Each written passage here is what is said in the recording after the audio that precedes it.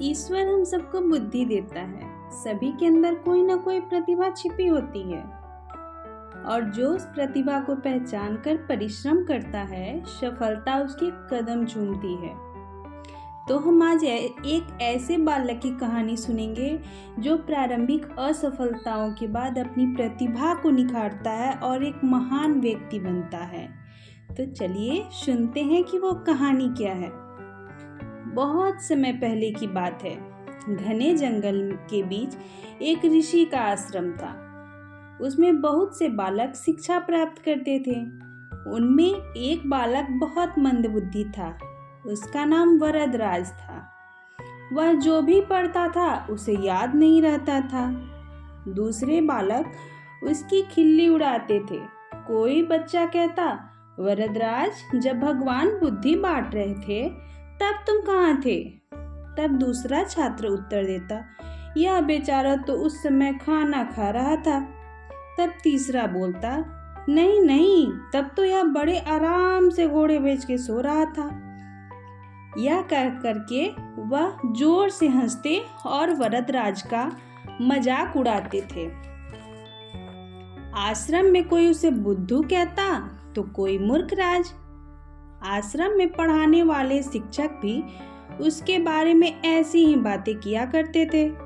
एक दिन उससे अप्रसन्न होकर एक शिक्षक ने कहा, वरदराज, तुम्हें तो ब्रह्मा भी नहीं पढ़ा सकते।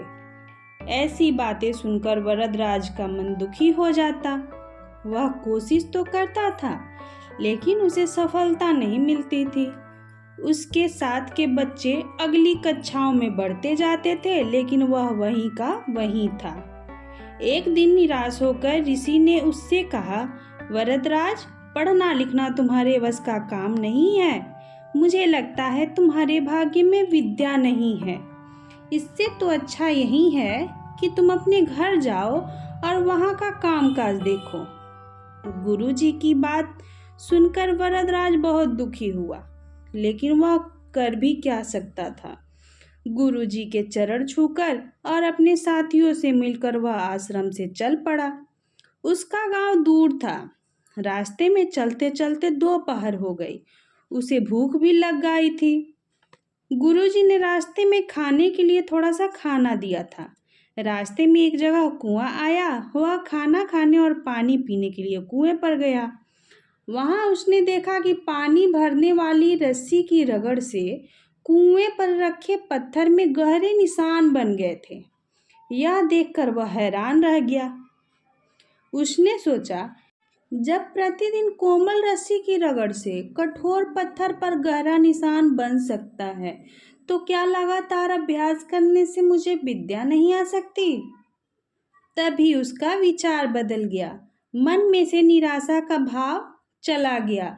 उसने मन में संकल्प किया, मैं अब कड़ी परिश्रम करूंगा, प्रतिदिन खूब अभ्यास करूंगा, फिर देखता हूँ मुझे विद्या कैसे नहीं आती। वह आश्रम में लौट गया। अब उसे न भूख का ध्यान था न नींद का। वह विद्या के अभ्यास में जुट गया।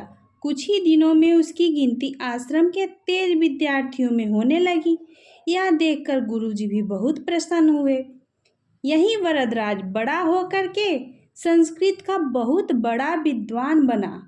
उसने संस्कृत व्याकरण की बहुत ही प्रसिद्ध पुस्तकें लघु सिद्धांत कौमुदी और मुक्तबोध लिखी।